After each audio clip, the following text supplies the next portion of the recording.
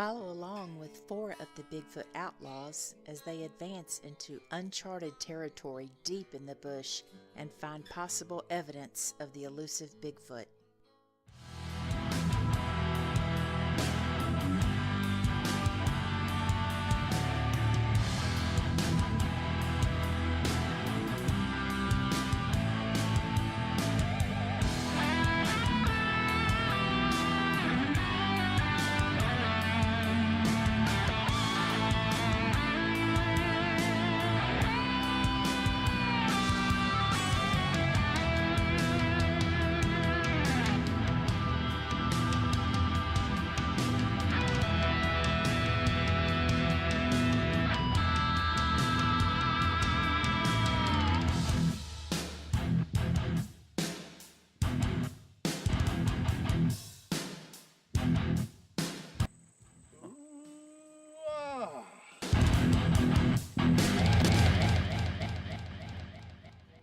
How many times do you see on social media where a person finds some sort of evidence? They take a picture, stamp their seal of Bigfoot proof on it, and proclaim to the Bigfoot world of their awesome discovery. And then they move on down the trail. If you find some possible evidence, this is not the time to brag, but the time to be alert and relentless in finding that next clue. How do you find the next clue? Establish their trackway. That will lead you from point A to B. Their travel pattern will come within the trackway with a few other techniques. Having success is more than just being lucky. It's about diligence and pushing yourself to find that next piece of the puzzle. It may take you weeks, months, or even years, but as your knowledge expands, you will find the dots connect much easier. We all know you can find possible evidence near campgrounds, hiking trails, and even roads. What separates us from others? One of the strategies that we implement is we bushwhack our way deep into the woods.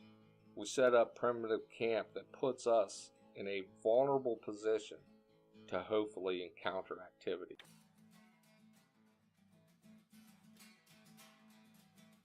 One of our protocols at Beast is studying the topo and satellite maps, looking for natural bottlenecks and the corridors that could lead in and out of them. At our first GPS coordinate of interest, we divide up in teams so we can search the different shelves of the mountain looking for any trace of animal activity.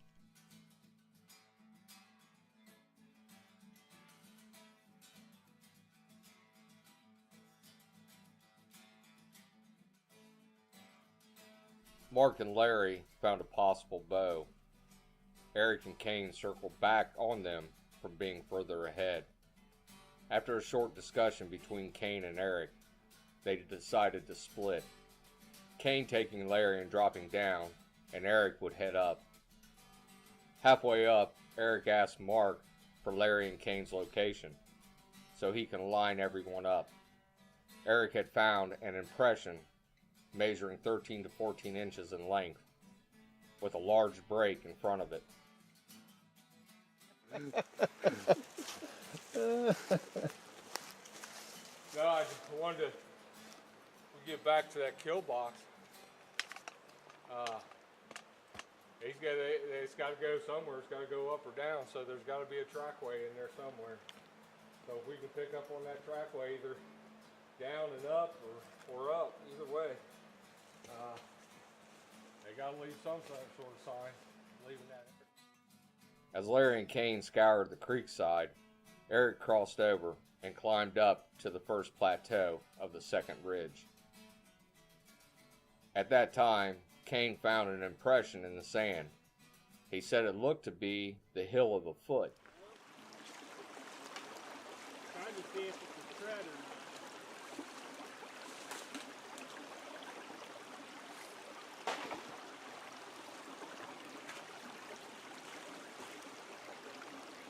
I don't think it's a tread because I'm seeing the same thing over here as I do around this. You see that?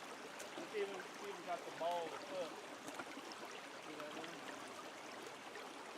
The toes would have stepped up here. Whatever stepped here is going this way. Yeah, that is it. I mean, there's the curve right there. This is a left foot. Steps right here. Sure it ain't coming this way? It's coming towards you. It is? Yeah. Well, you want to look at this. Okay. Let me take a picture of this real quick.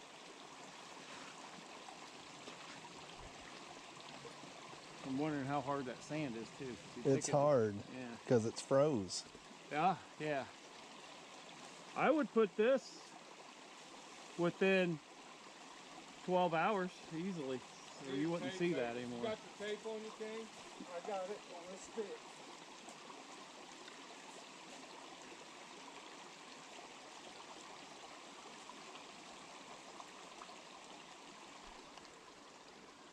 That's a good find for a rookie. I like it. Eric and Mark cross the creek and find 2 foot impressions overlooking the possible print in the creek bed. Mark measured the 2 impressions. They were 2 foot apart, hill to hill. Each one was 13 inches in length. Eyeballing the other across the creek on the other ridge at 13 to 14 inches and measuring these exact, I'd call them a match. 5 inches. 1, 2, 3, 4, 5. That's the hill. Yep, this would be the heel. Yeah. That's the same track as it's in the sand. So, it's been right up through here. And what you got? Oral hanging down, you got running water right there. Right. You got a fresh break from the wall on that side. And then over the top, Yeah. I've got the impression, I've got the high snaps, and I got the same laurel bent down. Right. So this is heading this way and come out. Yeah. Probably less. Less. Yeah, because it's still early. And in that sand, I didn't leave much of an impression. Right. Neither did that, but it's, I mean, you won't see that in a couple hours. It'll be gone. Right. This is So, where we need to go. yeah. Right on We need to kind of straight arrow. So, obviously we're not going to check them, but we're on it. Once the trackway was established, they started discovering tree manipulations.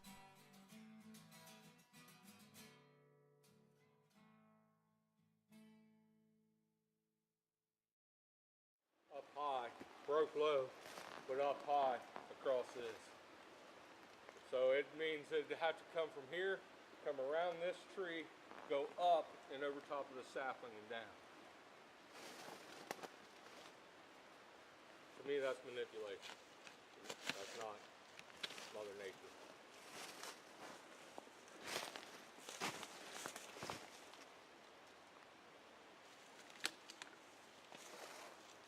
Yeah, if you go in all the different ways that could break and fall.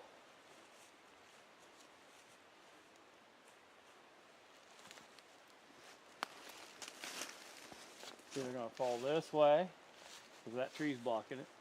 It's going to fall this way, or it's going to fall this way and be on the other side. That being up there almost looks like it had been falling and something just, which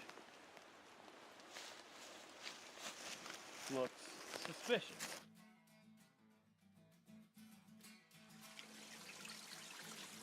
That was our drinking water. It was delicious.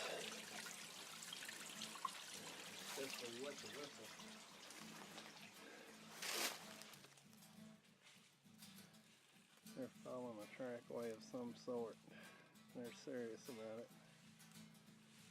Well, this branch here is on this side, my side of this branch, bowed around behind this, and this is pinned. I saw that too, but I was too tired to walk over and look at it.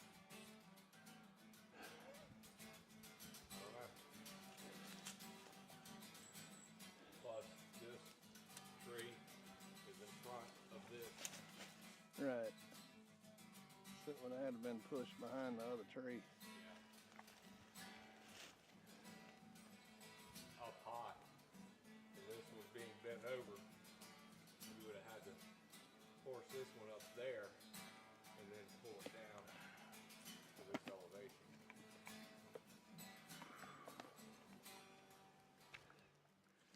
Found this just past the fire ring location. That does not look natural to me, but there's a leaner bark on the tree there that ain't that tree's bark.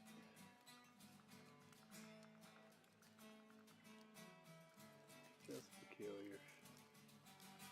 Nothing matter of fact.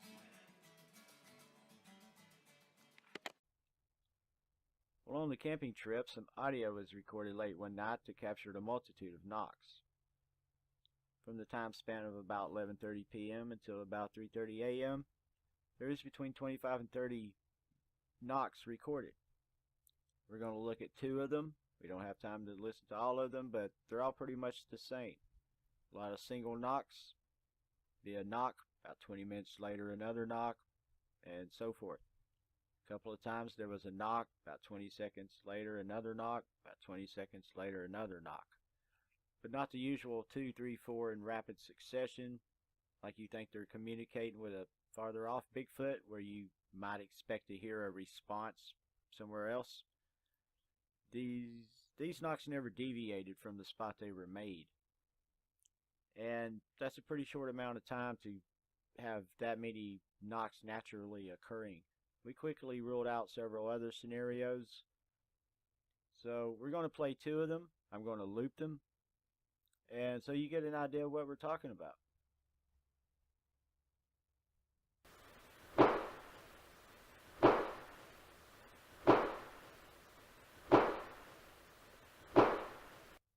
The second one.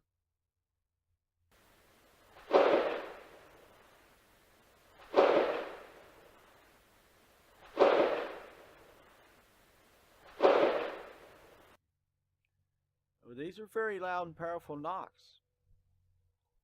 We just don't know what else could be making these type of knocks in nature.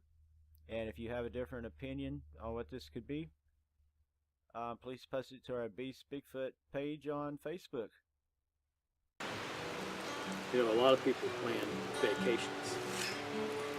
A big part of what we do is we plan adventures.